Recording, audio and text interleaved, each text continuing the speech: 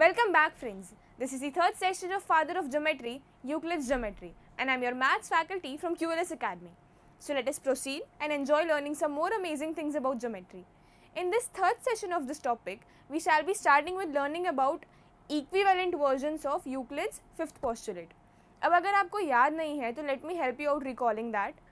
Fifth postulate said that अगर दो lines हैं जिनका बेस एक थर्ड लाइन बन रही है तो अगर इंटरनल एंगल्स का सम 180 डिग्री से कम है तो वो लाइंस आगे एक्सटेंड होने पर एक पॉइंट पर जाकर मिलेंगी या इंटरसेक्ट करेंगी, और अगर sum of internal angles is equal to 180 degree then वो लाइंस इन्फिनिटी तक एक्सटेंड कर दो, दे वोंट मीट. इसे एक और तरीके से बताया एक दूसरे मैथमेटिशियन ने, that for every line L and for every point P not lying on L there exists a unique line M passing through P and parallel to L. I'm sure you must be confused.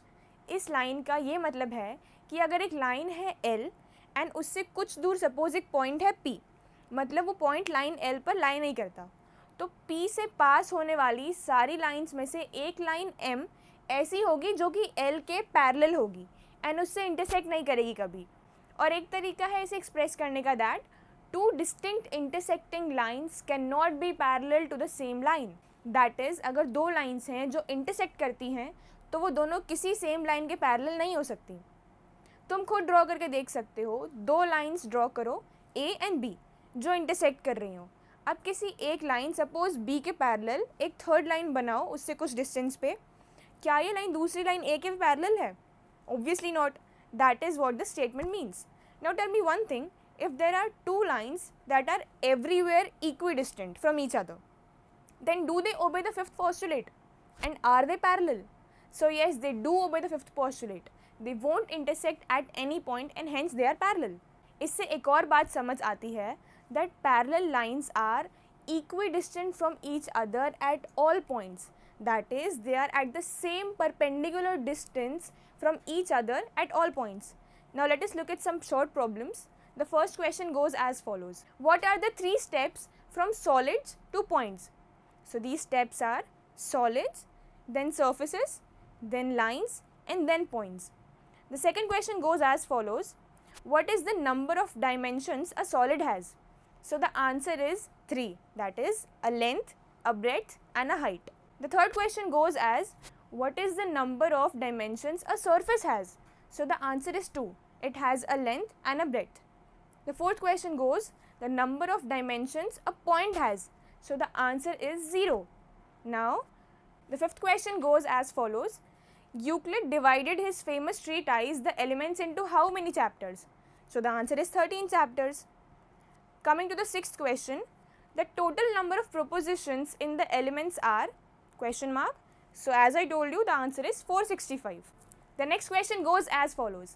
A pyramid is a solid figure, the base of which is question mark. So the answer would be any polygon, because any polygon can be a base of a pyramid. The next question goes as, the side faces of a pyramid are question mark. So the answer is triangles. These were some short answer questions. So let's proceed. Let us take some more questions. These are true and false questions which go as follows. Euclidean geometry is valid only for curved surfaces. So this is a false statement because we know that it is valid for all kinds of surfaces. The second statement is that the boundaries of solids are curves. So this is a false statement. Third statement is that the edges of a surface are curves. So this is also a false statement because the edges of a surface may be curves or straight lines. The fourth statement says that the things which are double of the same thing are equal to one another. So this is true, and if you can recall, this was one of the axiom of Euclid. The fifth statement says that two distinct intersecting lines cannot be parallel to the same line. This statement is true and a version of Euclid's fifth postulate. The sixth statement goes as follows. If a quantity B is a part of another quantity A, then A can be written as the sum of B and some third quantity C. This is a true statement, but for some particular value of C. Two salesmen make equal sales in the month of August. If their sales double in the month of September, then compare their sales in the month of September. So it is quite obvious that the sales in September are also equal, Because suppose the sales were 20% in August, then in September they increased to 40%. So the sales of both salesmen are equal.